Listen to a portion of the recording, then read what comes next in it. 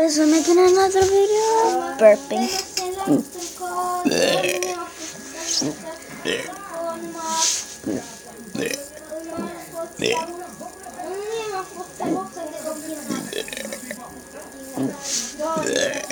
Without soda and Coca-Cola.